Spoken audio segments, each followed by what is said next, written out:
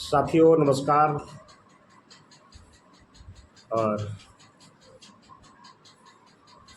आप देख रहे हैं बीबी न्यूज़, जो खबरों को विस्तार से हम लोग बताते हैं। और ये खबर जो हम आज देने जा रहे हैं, इस खबर विलम्ब से है, लेकिन खबर हकीकत है। इस देश में सदियों से अनदेखी की जा रही है और वो समाज भी सोया हुआ है, जिसे पिछड़ा वर्ग बोलते हैं। पिछड़ा वर्ग को दिशा देने के लिए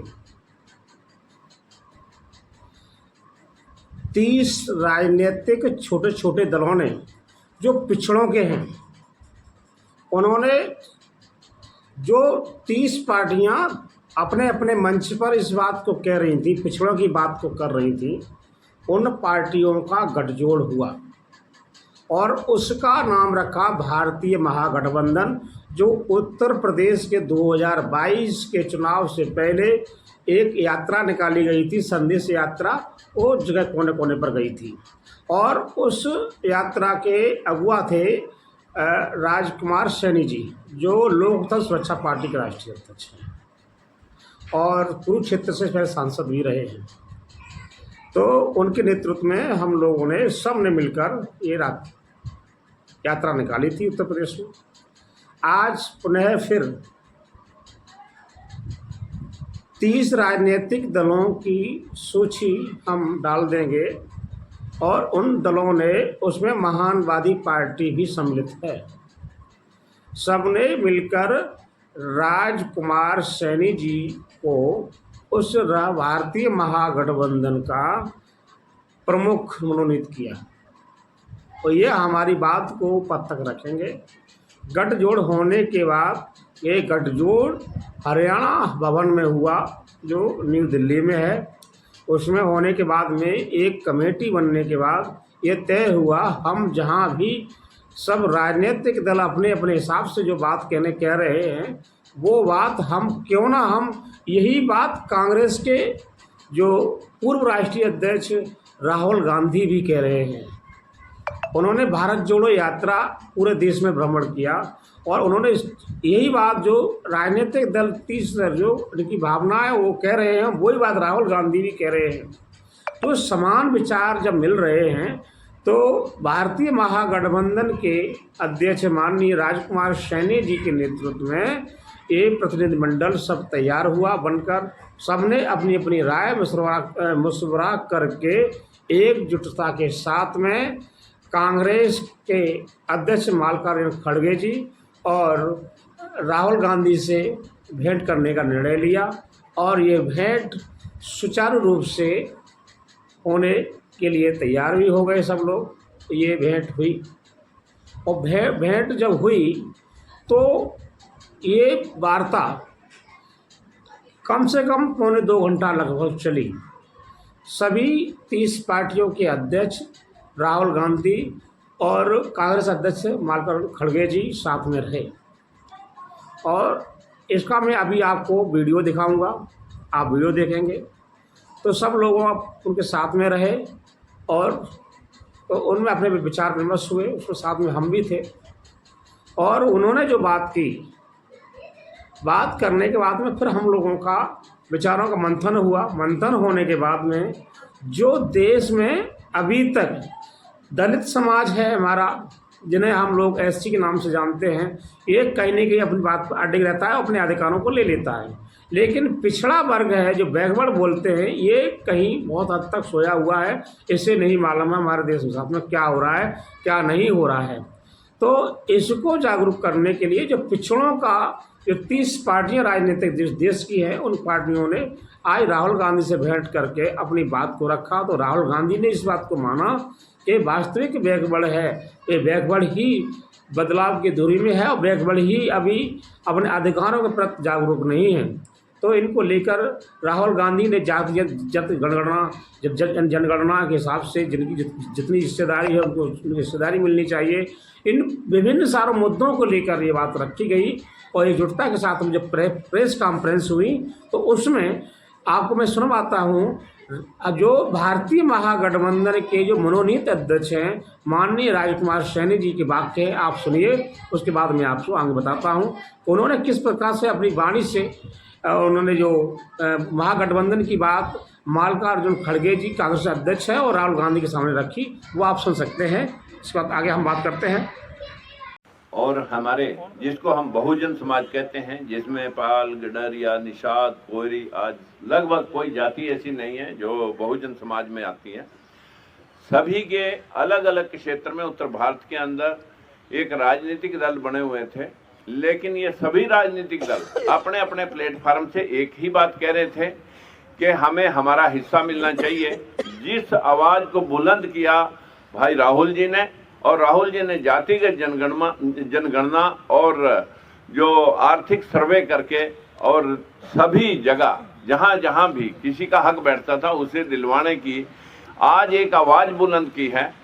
हमें लगा कि अगर हम आज एक कोई भाई हमारा कांग्रेस की जो कभी बात हुआ करती थी और उससे चिटक करके जो लोग दूर हो गए थे, अंबेडकरवादी, फूलेवादी, आज वो पुनः लौट करके पूरा बहुजन समाज अपने अपने सभी राजनीतिक दलों का एक भारतीय महागठबंधन, पिछड़ों का एक भारतीय महागठबंधन, जिसको हमने प्रेजेंट करने के लिए, जिसके सामने हमारे बहुत ही ज़्यादा सराहनीय मैं कहूँगा हमारे बावरिया जी, दीपक जी ने बहुत प्रयास किया और आज हमें इस मकाम पे ला करके आपको बात कहने का मौका मिला कि हम सशर्त समर्थन इंडिया अलायंस को कर रहे हैं और हमारी कोई अपनी कंडीशन लेकर के हम आज आपके बीच में नहीं आए।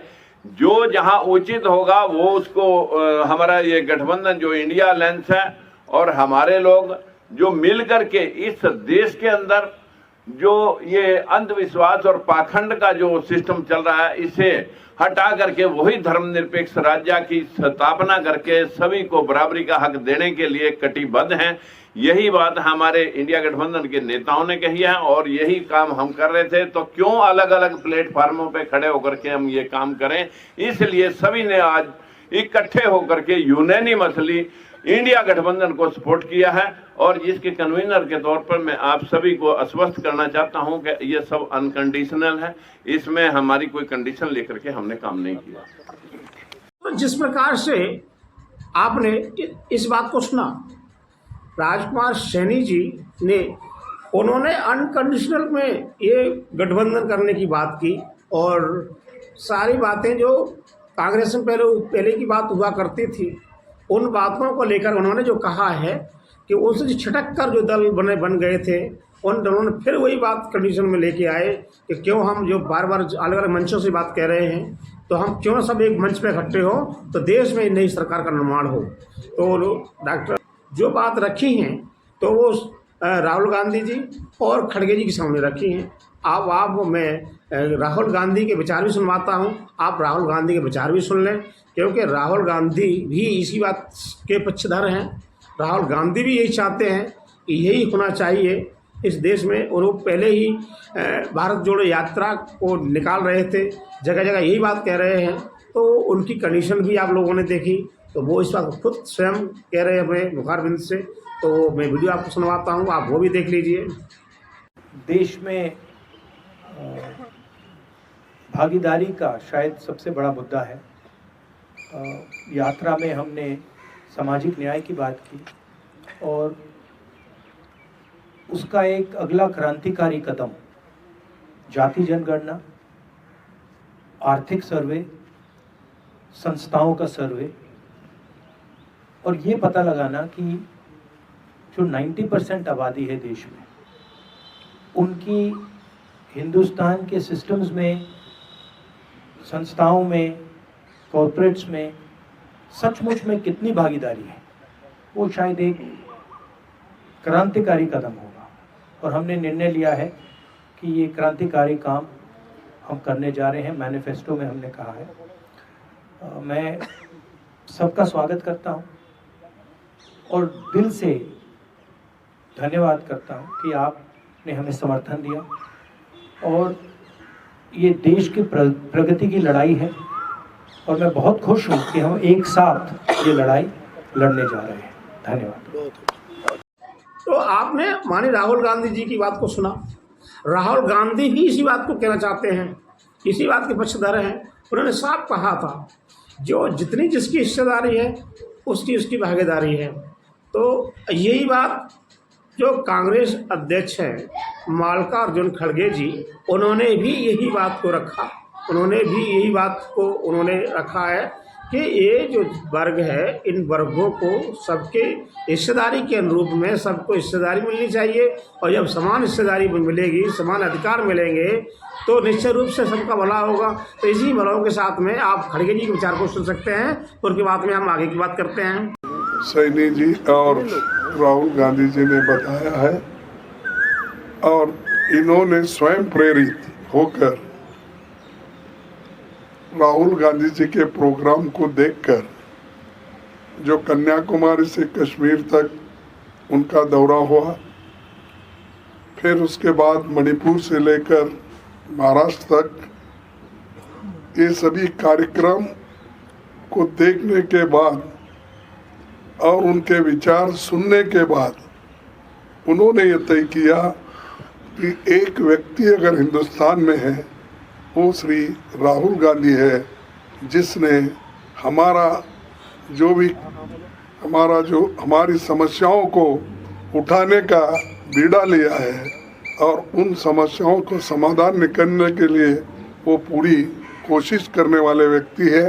तो इसलिए हम बिना शर्त कोई कंडीशन न डालते हुए उन्होंने एक होकर आज हमको पार्टी को सपोर्ट देने का भरोसा दिया है। इसलिए मैं उनको धन्यवाद देता हूं और वो आगे बढ़कर ये देश के लिए, सिर्फ कांग्रेस के लिए नहीं, डेमोक्रेसी बचाने के लिए, लोकतंत्र को बचाने के लिए और सारे जनता के जो इस देश में 135 करोड़ लोग उनके हकूक़ की हिफाजत के लिए वो एक होकर आए हैं। और फिर से एक बार मैं दिल से उनका स्वागत भी करता हूं और धन्यवाद भी देता हूं। Thank you. अब आपने कांग्रेस के राष्ट्रीय अध्यक्ष मल्लिकार्जुन खड़गे जी की बात को सुना। शालीनता से उन्होंने अपनी बात को रखा। उन्होंने भी इस जो समर्थन दिया है, जो अनकंडीशन में जो दिया है, तो उन्होंने उनका सबका धन्यवाद दिया, स्वागत किया। राहुल गांधी ने भी धन्यवाद दिया। तो उन्होंने सहज स्वीकार किया है और अगली 27 तारीख को उन्होंने फिर बैठने का निर्णय लिया गया है। तो इस गठबंधन के साथियों को कहाँ किसकी जिम्मेदारी मिलेगी, इसके रूप में उसकी रूपरेखा बनेगी और रूपरेखा मिलने के बाद में सभी अब चुनाव का, हम लोग देश चुनाव में है, देश चुनाव में चल रहा है। देश चुनाव में लोगों की ड्यूटी लगाई जाएगी तो लोग अपने ड्यूटी पर खिलाफ काम करेंगे और लगेंगे। तो इस देश का हम ये जानते हैं कि जो बहुजनों का जो बहुजन समाज है, जिसमें ओबीसी ST माइनॉरिटी है, जो सदियों से सताए हुए लोग हैं, और ये इनको सबको उम्मीद भी है अगर सरकार का परिवर्तन होता है, और परिवर्तन ज़रूर होगा, चाहे बेईमानी हो जाए तो हम कह नहीं सकते। सरकार 100% बदलेगी, इसे कोई रोक नहीं सकता। लेकिन कंडीशन यही है कि अगर बेईमानी करते हैं या EVM में गड़बड़ी करते हैं तो, या अधिकारियों को जरा धमका के एक काम करते हैं तो बात स्थिति कुछ बदल सकती है। लेकिन जनता बदलाव के मूड में है, जनता ये चाहती है। आज का नौजवान बेरोजगार हो रहा है, नौजवान परेशान है। आपको मालूम है गरीब होता जा रहा है, अमीर होता जा रहा है। ये सरकार जो है वर्तमान की बीजेपी सरकार है, ये पूंजीपतियों धन्नासेठों की सरकार है, ये गरीबों की सरकार नहीं है। गरीबों का विकास नहीं है इसमें विकास पूंजीपतियों का विकास है। पूंजीपतियों को ही सब सर्वमान किया जा रहा है, बाकी किसी की और सबकी ओर नज़रअंदाज किया जा रहा है। शिक्षा की तोड़ी आप मार दी, शिक्षा के आपने सब कुछ नष्ट कर दिया, शिक्षा में कुछ बचा ही नहीं है, उसका निजीकरण कर दिया। अब आप देख लो, शिक्षा के साथ साथ में आज आप देख रहे हैं सिलेंडर का ढिढोरा पीट रहे थे, हमें सिलेंडर इतना के दिया, फ्री दिया, ये दिया। आप देख रहे हैं गैस कहाँ तक पहुँच रही है। 400 सिलेंडर की घोषणा करने वाले मध्य प्रदेश में आज वो सिलेंडर कहाँ पहुँच रहा है। और कुछ सुनने वाला कहने वाला नहीं है इस देश में। तो ये कंडीशन देश में है और इन कंडीशनों के लिए ही ये बदलाव के लिए एक कदम पहल की जा रही है। ये पहल सकारात्मक रूप से आने वाले कल के लिए, कल के भविष्य के लिए एक जो मील का पत्थर साबित होगी। और मील का पत्थर तब साबित होगी सब लोग इस वीडियो को, जो भी लोग देख रहे हैं, उस वीडियो को अधिक शेयर करें और इस वीडियो का शेयर करने के साथ साथ में ये वीडियो को आगे बढ़ाएं। और आगे बढ़ाने के साथ साथ में जब तक ये वीडियो आप लोग नहीं देखेंगे तब तक ये विचार लोगों तक नहीं पहुंचेंगे। जब लोगों तक विचार पहुंचेगा तो निश्चित रूप से बदलाव आएगा। लोग चाहते भी हैं सबके हिस्सेदारी की बात हो, सबके हिस्सेदारी और सबके हक की बात हो। और हिस्सेदारी हक के लिए ही आप जानते हैं घरों घरों में बंटवारा होता है। बाप की संपत्ति में बच्चों को, चारों को समान अधिकार मिलता है। लेकिन इस देश में ओबीसी एसटी माइनॉरिटी के साथ साथ में वो सामान्य वर्ग है, सामान्य वर्ग को आप 60% दिया जा रहा है, बाकी 40% में सब कुछ है। तो ये क्या हिस्सेदारी की बात कहाँ है? ये तो जिसकी लाठी उसकी भैंस है, वो वाला हिसाब चल रहा है देश में। तो इन सारी कंडीशनों को आप लोग देखकर थोड़ा आप निर्णय लेंगे और आप लोग खुद विवेक से मतदान करेंगे। बाकी आपकी इच्छा है, आप क्या करेंगे, क्या नहीं करेंगे, ये आपके ऊपर डिपेंड करेगा। जो बहुजन समाज है वो भी जितना हम जो समझते हैं इनमें, हालांकि बदली परिस्थितियों में सरकार का बदलना बहुत लाजमी है। अगर सरकार नहीं बदलती है, मैं दावे से कहता हूँ अभी परिणाम बहुत कम आया है। न से देश की डेमोक्रेसी बचेगी, न संविधान बचेगा, न आपको जीने अधिकार, वही मनुष्य स्मृति वाली व्यवस्था लागू होगी जिसे कोई रोक नहीं सकता है। तो इसे बदलाव के लिए जो भी लोग इस वीडियो को देख रहे हैं और जो समझदार भाई हैं, जो बुद्धिजीवी वही व्यक्ति है जो सब कुछ जानने के बाद भी अपनी बुद्धि का, मत का और विवेक का प्रयोग करता है और जानबूझकर भी उस काम को नहीं करता है, तो उससे बड़ा बुद्धिजीवी को क्या कह सकते हैं? जानबूझ के भी उस काम को नहीं कर रहा है तो उससे हम बुद्धिजीवी नहीं कहेंगे। तो बहुत सारी ऐसी चीज़ें हैं। आप इस वीडियो को अधिक शेयर करें और जनहित में आने वाले भविष्य के लिए, आने वाले कल के लिए और बदलाव के लिए अपना वोट करें। तो अब इंडिया अलायंस बन गया है। इंडिया अलायंस में सब लोगों को जाना है और इंडिया को जिताना है। और जो हम पर जो 10% लोग हैं 90 पर शासन कर रहे हैं, उनको भगाना है।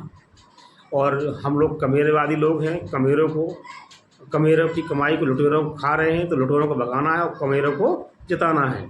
इन शब्दों के साथ में मैं अपनी वाणी को प्रणाम दूंगा। इन शब्दों के साथ जय विज्ञान, जय संविधान, जय भारत, जय लोकतंत्र।